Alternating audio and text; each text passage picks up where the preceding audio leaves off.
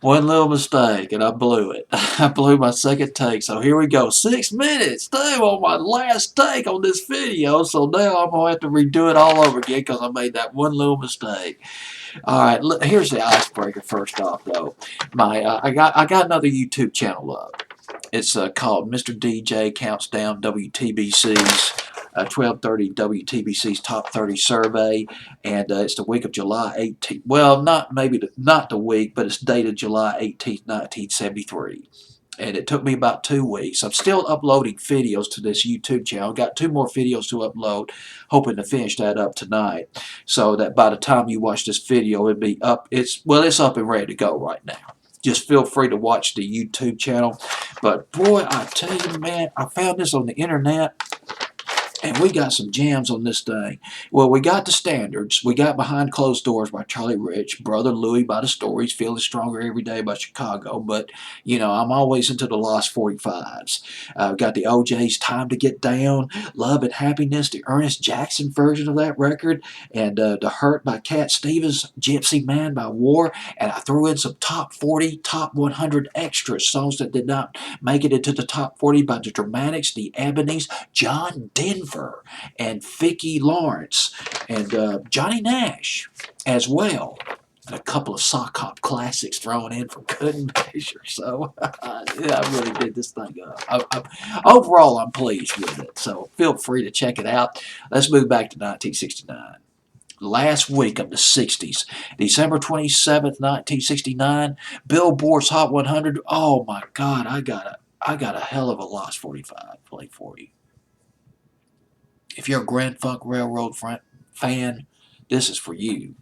Mr. Limousine Driver by Grand Funk Railroad, produced by Terry Knight off their second album called Grand Funk, released in January of 1970. Mr. Limousine Driver at number 98. Well, we went from number 98 to number 97.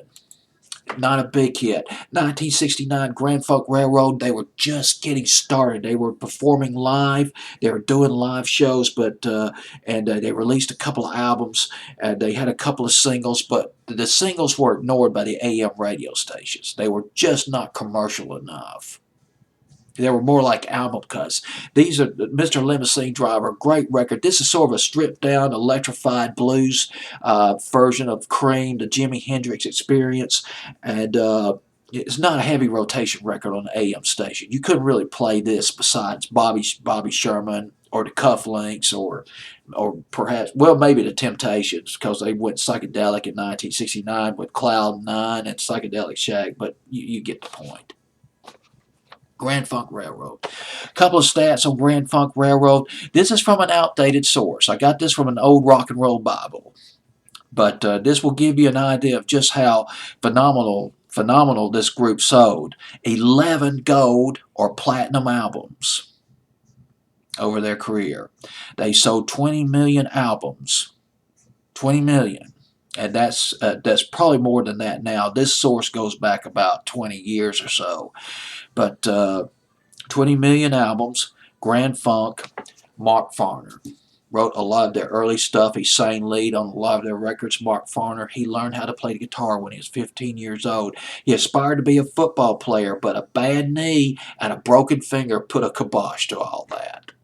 Learned how to play the guitar, and he got kicked out of high school. He was expelled. I don't know why. I read that in the old rock and roll Bible where I got the stats from.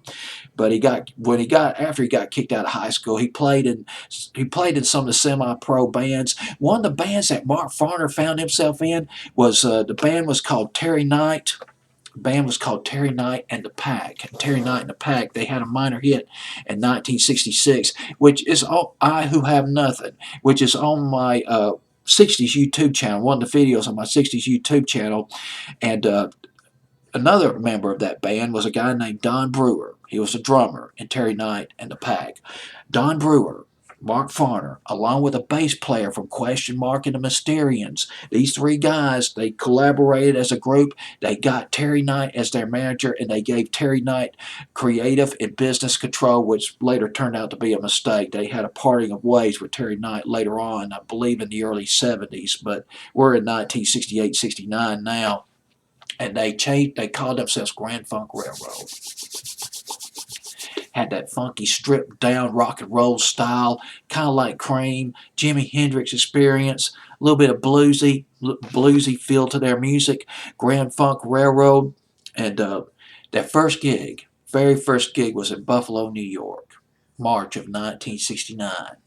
3 months later, Grand Funk played in front of 125,000 bands at Atlanta's Pop Festival, summer of 1969. They played that festival for free. Their live shows really got them on the map initially. The singles that they put out were not really selling per se. But they had an energetic live show, got the attention of Capitol Records. They signed up with the Capitol record label, the Beatles record label, and they had their first big hit by the fall of 1970. I'm Getting Closer to Home, Grand Funk Railroad. Here's another stat on Grand Funk Railroad. I'm trying to figure out the best way to put this. They broke the Beatles ticket sales record set by the Beatles. They broke it at Shea Stadium when they played Shea Stadium in 1970-71. Grand Funk Railroad, they did 2 shows, 2 days, 2 shows, Shea Stadium. Tickets were sold out in 72 hours. And by 1971, they only had about 1 or 2 fairly big hits. But still, the gross was $300,000. I know you're thinking, $300,000, that's nothing, man. The Eagles gross about $30 million when they do their shows. Well, wait a minute. This is 1970-71. $300,000 in the early 70s, that's equivalent to about $10 million today? I mean, that's a lot of money. Grand Funk Railroad coming in at number 97. This is Mr. Limousine Driver. Classic rock, a lost classic rock record. Grand Funk Railroad. Billboard's Hot 100, December 27th, 1969.